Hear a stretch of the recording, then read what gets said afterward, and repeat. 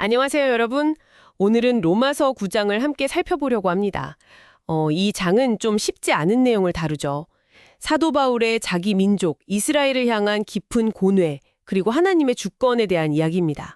네, 맞습니다. 처음부터 아주 강렬하게 시작하죠. 네, 정말 그래요. 바울의 마음에 큰 근심과 그치지 않는 고통이 있다고 하면서 아예 자기가 저주를 받아서 그리스도에게서 끊어지는 한이 있더라도 동족을 위해서라면 원한다고까지 말하잖아요. 그렇죠. 1절부터 3절까지 그 얘기가 나오는데 이게 참 어떻게 이런 마음을 가질 수 있을까요? 그만큼 이스라엘 민족이 하나님 앞에서 누졌던 특권, 그 위치가 정말 특별했기 때문이라고 볼 수 있습니다. 아, 특권이요? 네, 양자됨, 또 하나님의 영광을 직접 보고 수많은 언약들, 율법, 예배, 약속들 정말 많죠. 그리고 무엇보다 중요한 건 메시아, 그러니까 그리스도께서 바로 그들의 혈통에서 나셨다는 거잖아요. 그렇죠. 근데 이 모든 것의 정점인 그리스도를 정작 많은 동족들이 받아들이지 않는 현실, 그 앞에서 바울의 슬픔이 정말 깊었던 겁니다. 이 아이러니가 너무 컸던 거죠. 그렇군요. 그런데 바울은 여기서 멈추지 않고 이스라엘의 이런 불신앙이 그럼 하나님의 계획이 실패한 거냐? 그건 또 아니라고 말하죠. 네, 아주 단호하게 말합니다.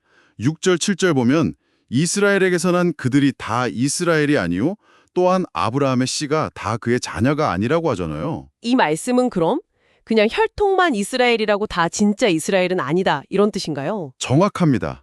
혈통적 후손이라는 그 사실 자체가 자동적으로 하나님의 약속 안에 있는 자녀, 구원의 상속자가 되게 하는 건 아니라는 거죠. 아하. 하나님께서 아브라함의 자손들 중에서도 약속의 자녀, 바로 이삭을 통해서 그 씨를 이어가겠다고 하셨으니까요.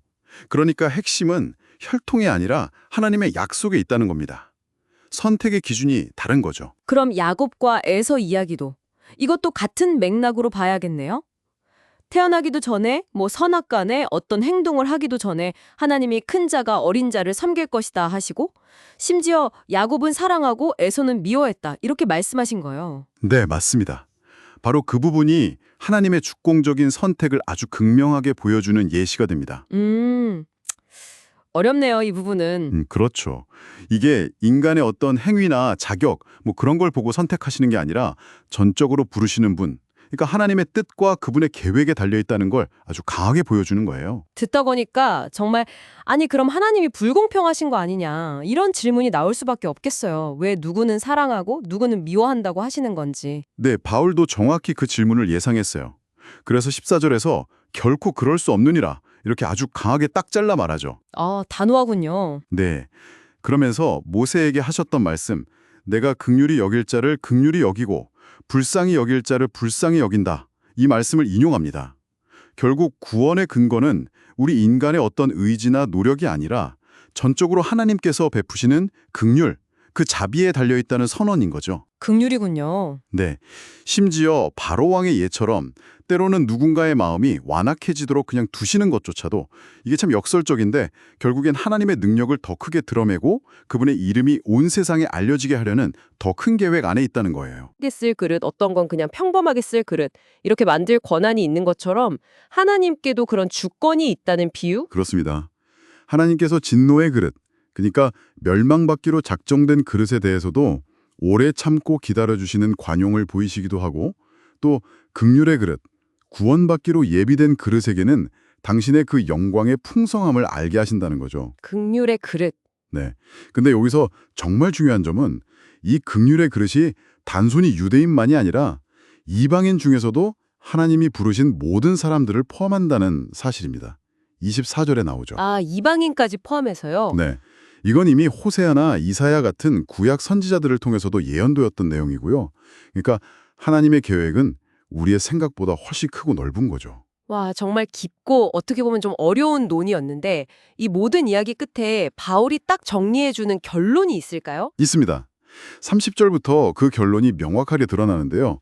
이게 참 놀라운 역설이에요. 어떤 역설이죠? 율법적인 의를 막 열심히 추구하지 않았던 이방인들은 오히려 믿음에서 난 의를 얻게 됐는데 율법을 통해서 스스로 의로워지려고 그토록 애썼던 이스라엘은 정작 그 의에 이르지 못했다는 겁니다. 정말 반대 결과네요. 왜 이런 차이가 난 거죠? 결정적인 차이는 그들이 의지했던 근거에 있었습니다. 이스라엘은 율법 준수라는 행위에 의지하려고 했지만 이방인들은 하나님의 약속을 듣고 믿음으로 반응했다는 거죠. 아, 행위냐 믿음이냐. 네. 그래서 결국 이스라엘은 하나님이 구원의 길로 놓으신 부딪히는 돌, 바로 예수 그리스도 앞에서 걸려 넘어진 셈이 된 겁니다. 하지만 이 장은 절망이 아니라 희망으로 끝을 맺습니다. 희망이요? 네, 바로 그 돌, 그리스도를 믿는 사람은 누구든지 유대인이든 이방인이든 결코 부끄러움을 당하지 않을 것이라는 약속으로 마무리됩니다. 그렇군요. 로마서 9장, 정말 하나님의 절대적인 주권과 선택, 그리고 우리의 이해를 넘어서는 그분의 긍휼이라는 아주 심오한 주제를 다루네요. 결국 중요한 건 혈통이나 행위가 아니라 하나님의 약속을 신뢰하는 믿음이라는 걸 다시 한번 생각하게 됩니다. 맞습니다. 이 이스라엘의 이야기가 그냥 과거의 어떤 기록으로만 그치는 게 아니라 오늘 이 시대를 살아가는 우리, 또 여러분 각자에게도 질문을 던지는 것 같아요. 이 거대한 하나님의 주권적인 계획 안에서 나의 믿음과 순종은 지금 어떤 모습일까? 어떻게 반응하고 있을까? 이런 질문들이죠. 하나님의 절대 주권과 또 그 안에서 우리가 가져야 할 책임, 이 풀리지 않는 듯한 긴장감 속에서 믿음으로 얻는 의라는 것이 여러분 각자에게는 구체적으로 어떤 의미로 다가오시는지 한번 깊이 생각해 보시면 좋겠습니다.